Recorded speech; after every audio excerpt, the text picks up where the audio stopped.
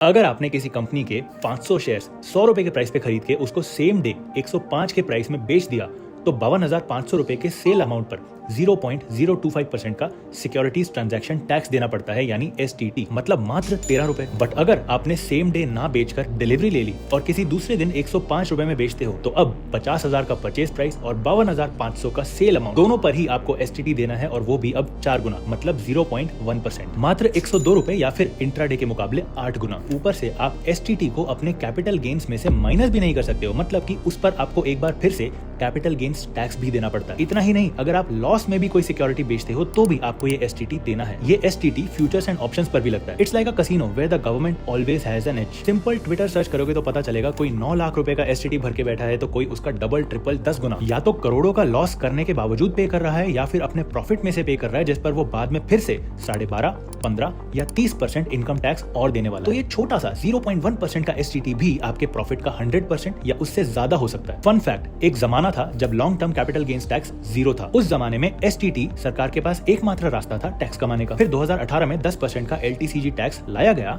पर STT को हटाया नहीं गया।